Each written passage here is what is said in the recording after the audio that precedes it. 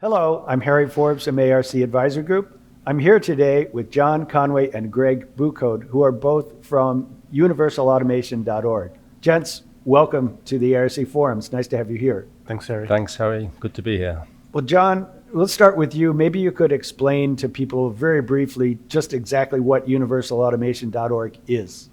Okay, so universalautomation.org, it's a non-profit association that was set up in November, just over a year ago now. It's run by its members. Members come from both the user community and the vendor community, so users of automation systems and vendors who sell and support automation systems. They manage together a runtime execution engine of the IC 64099 standard using shared source principles. And this standard, we believe, is the future of next generation automation systems, okay? Great. Greg, so you've been in organization for about a year. Can you tell me what's kind of gone on in that year? What are your milestones in that year? So in fact, we have achieved a lot of milestones. So the first one being the number of members within the organization. So we started with 9 founding members, and now we are up to 30 members. So that's a great achievement for the first year of existence. Mm-hmm. Together with the vendors, especially the vendor members, mm-hmm. We've launched 5 offers on the market. So today, the users of automation can already find offers on the market. And we have been involved in many events, such as the ARC Forum and other fairs. Okay, so there are really 5 offers on the market now, yes. And 30 members. That's a lot different than it was when you started. Yes. So let me just add to that. This week we're starting up in Italy. There's a plant with GR3N, an Italian company. Mm-hmm. They have a very innovative process for recycling PET plastic using microwaves. Mm-hmm.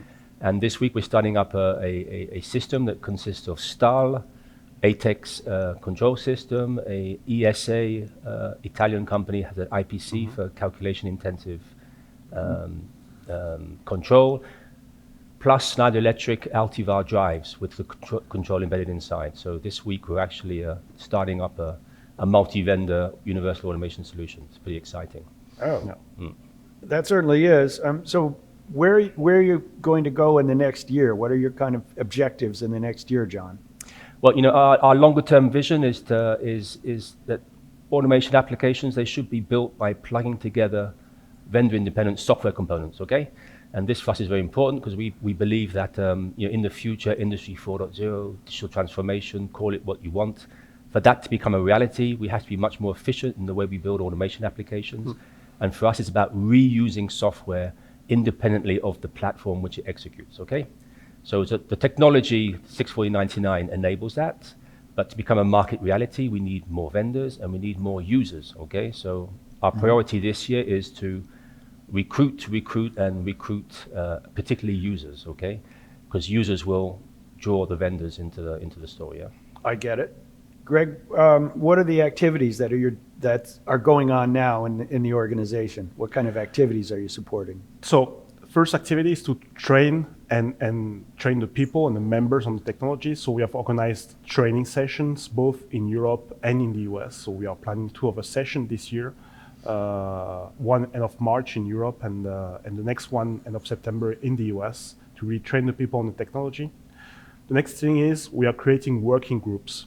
So we get to work on topics such as OPC-UA integration with the runtime or how to work with the feature collections, because this runtime, in fact, that we share amongst members, this one is maintained and it's improved incrementally as well by the organization and by its members. So it's actually very crucial to get the feedback from the members, from the users, from the vendors on what should be developed on that runtime. Okay. So some activities are already starting within the organization. Good. John, can you give us some ideas of the what kind of commitment is required for a member to get this runtime to a released product? As you mentioned, you had several of these already on the market. So what's the kind of level of efforts required? Well, I don't want to put numbers on it, but it's a straightforward task, okay? There's really two tasks involved. You have to port the runtime onto the operating system. And if it's a standard operating system like Linux, VxWorks, that's literally a question of days. That's not a big deal. Okay. You then have to create a library of software components to access the I/O bus of the controller. And the design is modular. It's a straightforward task. We train the vendor how to do that. Then the vendor completes that, designing the different. They're called hardware cats. Got it. But it's a straightforward task. And for example, if you talk to Andre Fritsch from Stahl, for example, he's gone on record explaining how easy and straightforward it is to actually port the runtime onto a platform. Great. A last word from you folks? What would you say is a last word from you guys this forum? So last words for this forum and for all the viewers of these videos is to really join and sponsor the organization. So we are really looking for new members on both the vendor side and the user side. So people and companies who believe in the decoupling of hardware and software to really unleash what we call Industry 4.0, Industry of the Future, or digitized industry. Okay. So join us. That's right. So go to our website, universalautomation.org. You can contact us there, and we'd love to catch up with you and have a conversation about becoming a member. Great. Thanks very much. I really appreciate you guys being here, and look forward to hearing about your progress as things go forward. Our pleasure. Thanks, Harry. This is Harry Forbes from ARC.